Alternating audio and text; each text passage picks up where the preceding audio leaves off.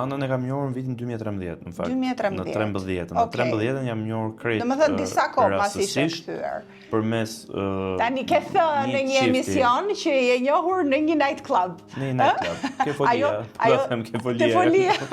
E bëje ti këtë jetë në natës në atë kohë, Belin? Dilja shumë me shokët, me thënë vërtetën, dilnim rregullisht. Çdo fundjavë dilnim. E shijoje këtë? E shijon ende më? Tani më nuk e kam mundësin ta shijoj, sepse je subjekti i çdo paparacit mundshëm edhe i çdo momenti të mundshëm për të kapur një moment që ti mund të jesh për qefin tënd. Po ndërkohë atëherë pse ishte më e pranueshme, apo thjesht se ishe më i ri edhe në forum? Nuk isha figurë publike. Dilja për qeftin nuk njifte asnjëri, është një njeri shumë i madh. Nuk të njifte njëri atëherë. Domethënë nuk dilje në televizor nëpër emisione ose kështu. Njëja vetëm shokët e mi, pra njëja shokët e mi, njëja shoqërinë time. Si këta çunat e forumit, rrethin tim. E kuptoj. Por nuk isha figurë publike. Figurë publike jam bërë pas vitit 2015 kur u zgjodha për herë të parë kryetari i Forumit Rinor dhe në një farë mënyrë këto 10 vite jam bërë personazh i mediave. E kuptoj. Pra ti në 2013 u njohëm. Dhe ajo është një liri e jashtëzakonshme që më ka marrë malli, Floriana. Ta them që ti të jesh i qetë dhe të ecësh edhe të jesh me shoqërinë që ti do. Në 2013 jam njohur me Anën përmes, domethënë ajo ishte shoqja e ngushtë ishte dashurës të një shoku tim të ngushtë, dhe ata kishin dalë bashkë, pra kishin dalë çift dhe kishin marrë dhe Anën, ishin të tre, kishin dalë në klub, unë kaloj dhe i përshëndes, takoj, dhe aty pata një shkëmbim. Kam pas një paragjykim shumë gabuar unë, të dish një gjë. Pse paragjykim? Për studente Italisë. Për një arsye, sepse Ana në kohë ishte studente në Itali. Ishte ndërkohë. Ishte studente në Itali. Dhe unë kisha një paragjykim për shkak të rrethit tim shoqëror. Pse? Kisha një problem shumë me gjithë shokët e mi që ishin studentë në Itali dhe kur ktheheshim që vinim të gjithë, pjesa më e madhe kishin dhe probleme me shkollën, pra nuk i ndiqnin kurset në mënyrë të rregullt, i linin provimet, vinin e mbaronin shkollën në Shqipëri, por nuk avancojnë as me gjuhën. Dhe në një farë mënyrë nuk flisin asnjë, ti pyesi për Italinë, kështu domethënë çfarë keni bërë në Itali, si është etj. Dhe tregonin shumë pak se rrinin gjithë, ishte komunitet shumë i madh, rrinin gjithë me njëri tjetrin. Po. Dhe unë kisha krijuar një stereotip në kokë shumë gabuar për hir të vërtetës. Ndërkohë që ky ishte. Dhe thua fare, nuk ishte, jo vetëm ky, në një rast patjetër, po në kokën time për shkak të eksperiencave të limituara, kisha këtë ide. Dhe madje edhe ngacmoja Anën në fillim kur më thotë jam student në Itali, i thashëm çfarë student në Itali, në Itali s'bën njëri shkollë, i thashëm po rrinim me njëri tjetrin. Ajo shumë e prerë, po ky. Ç'është ky? Çfarë do të ky? E ke parasysh? Unë jam studente për letër e filozofia vazhdonte Ana atëherë. Vazhdonte në Bologna. Ana ka lindur në Bologna, pra ka edhe një histori që e lidh me Bologna në mënyrë dyfisht, sepse ka vendin e lindjes. Dhe ajo ishte pati një shkëndijë sepse kam dëgjuar të thotë që nuk është se ishte në një dashuri me shikim të parë ose jo, thjesht interesi im i jashtëzakonshëm për aq pak bisedë sa bëra Ana që në atë kohë, por besoj që edhe sot, edhe këtë e them pa pikë dyshimi, mund jetë një nga njerëzit më të lexuar të brezit saj, por jo vetëm. Nëse merret dhe historitë e saj, ajo është bota e saj, libri është bota dhe jeta e saj, dhe pasioni i saj. Pra ajo drejton një shtëpi botuese, për ata që nuk e din, kështu që drejton një shtëpi botuese që e ka themeluar vetë. Është një nga paktat e raste që ka zgjedhur që shtëpinë përdhese të gjyshes saj ajo të mos ta jap për pallat në Tiranë, të mos ta jap për ndërtim, por ta kthejë në një qendër kulture dhe arti, edhe një shtëpi botuese ku ka aktivitete kulturore në mënyrë të përjavshme.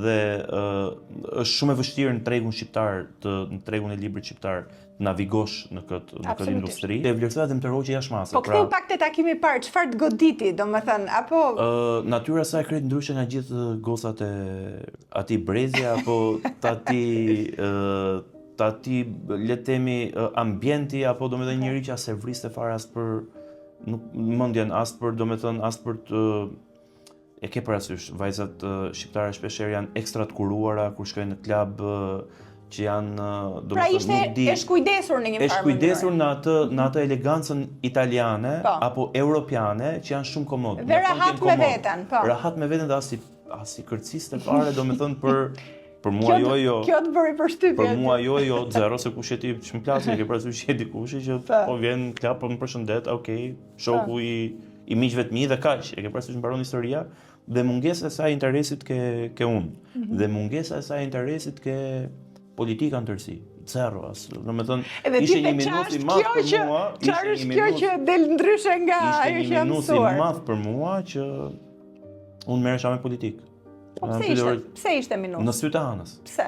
Sepse ajo është një njeri që ka krejt pasione, të tjera, ëndra edhe dëshira dhe hobi tjera dhe nuk donte të dëgjonte për politikë dhe duke qenë se është edhe një fëmijë i rritur nga dy prindër që janë figura publike, që kanë patur një karrierë politike, në një farë mënyrë kishte ardhur politika në majtundës, për shkak të mungesës prindërve në shtëpi, ambientit toksik politik etj. Si vjen fati Belind. Etj. Dhe nuk donte të dëgjonte për politikë. E ke parasysh fare dhe thotë Blera Atës më intereson, shumë e fokusuar ke gjërat e veta.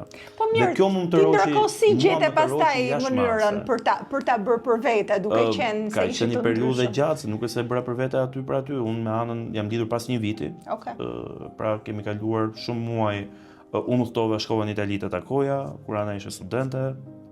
Kemi komunikonim në mënyrë të përditshme. Pra aty shkëmbyet numrat edhe më vonë, jo atë natë, më vonë. E ke parasysh kur ulëm në një ambient tjetër të më vonshëm përmes miqve të përbashkët, patëm shkëmbime, interesash, historish. Pra mua më bënte përshtypje që për herë të parë Ana më ka thyer edhe stereotipin që unë kisha krijuar në kokë për studentët në Itali. Ana ma ka kthyer komplet atë imazh, sepse ajo ishte një studente shumë e mirë, e dedikuar, përqafonte çdo vlerë të kulturës italiane në mënyrë perfekte, i lindur në Itali, pra e kishte shumë më të lehtë dhe mua më të riqte jashmase, pra që ishte një model ndryshe, por më të riqte bota e saj. Po si i gjenit pikat e përbashkëta në këtë rast? I gjenim ke themelet e familjes, i gjenim ke ambicia, ke karriera, ke personaliteti fort, ke karakteri fort, ke qenurit ndryshe, pra edhe Ana ke unë shite një model, apo le të themi një model politikani apo një të riu që do të angazhohet në politikë, për gjithë ato arsyet që unë tash të më parë, që për Anën ishin atipike. Pra, thonte vore, po ky e ke parasysh ke seriozisht, se stereotipi në kokë është që ti bëhesh politikan dhe me politikën në Shqipëri të vjen fama, të vjen aksesi, të vjen media, stereotip që të vjen gjithçka, i gabuar në fakt që nuk e di, ndoshta po sheshohet në një farë mënyrë tani. Pra, ky ishte stereotipi më i gabuar, pra siç kisha unë stereotipet e mia në kokë, edhe në sytë e tjerëve stereotipi për të rinj që duan të merren me politikë ishte ky. Ndërkohë që unë kisha trajektore krejt tjetër, qëllim krejt tjetër, dëshirë, ambicia apo ideal krejt tjetër. Kisha një gjë tjetër në kokë. Ka qenë mirë ndoshta me këto që po më thua, sepse ato fillimet ti duke mos qenë i njohur, pra nuk është se ishe në vëmendjen e mediave për t'u goditur, pra ju e keni evoluar lidhjen tuaj në anonimat. Gjë që erdhi në anonimat, por gjë që ndodhi shumë shpejt, sepse ne jemi lidhur me njëri tjetrin në vitin 2014. Por në vitin 2015, për herë të parë, unë fillova në mënyrë krejt pavullnetshme nga ana e partneres sime, edhe të pamerituar të bëj anën pjesë të sulmeve. Çfarë herë bëre pjesë? Që në garën e forumit rinor.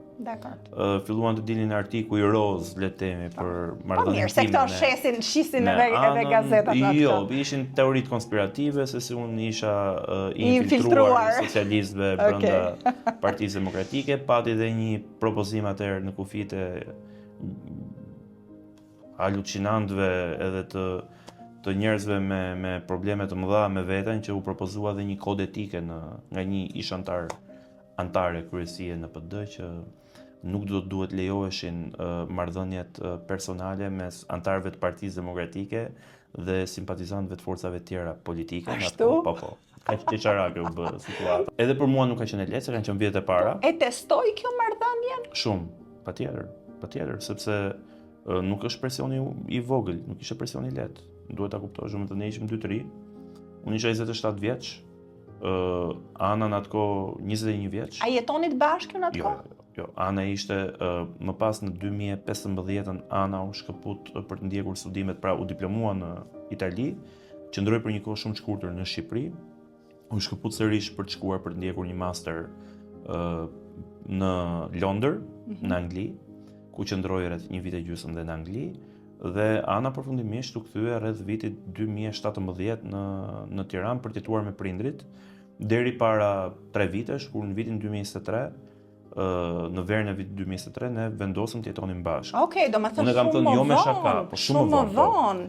Shumë media më kanë sulmuar, edhe madje kanë nxjerrë nga konteksti atë që unë kam thënë për Anën, Por Ana, duke qenë se pas vitit 2017 e jo me Anës, që unë kam një marrëdhënie të jashtëzakonshme, Ledi fitoi një të drejtë dhe një mundësi për të shkuar dhe për të hapur katedrën e albanologjisë në Universitetin e Bolonjës, dhe për të qenë pedagoge aty, i duhet të ndante kohën midis Tiranës dhe Bolonjës, dhe të ishte prezente me kohë të limituar në shtëpi. Ndërkohë që Ana ka dhe një vëlla dhe një motër më të vogël, edhe shpeshherë ma nxjerrin nga konteksti dhe më ngacmojnë edhe më të vejtlit që thonë që ore ta kanë marrë për keq atë që ka thënë, por Ana kujdesej në një farë mënyrë se ishte motra më e madhe dhe ka diferencë goxha më të madhe me vllain dhe motrën, e ka 11 dhe 10 vjet. Dhe kujdesej për motrën dhe vllain me idenë që ishte një figurë prezente ka ata, duke qenë se dhe teatrin e kishte të angazhuar me punë, figurë publike etj dhe kishte në një farë mënyrë me mungesa në shtëpi kur i thon, pra sepse ishin njerëz shumë aktiv. Dhe Ana në një farë mënyrë ndiqte gjitha edhe kurset edhe trajnimet e gjitha të motrës së vllait. Vllai shkoi student që është një pikë ime e dobët sot, Juli, që e dua shumë, është student për mjeksi në Rom. Në momentin që dhe Juli u largua për në Rom, Ana më pas i kishte kryer gjitha detyrat e saj si motra e madhe.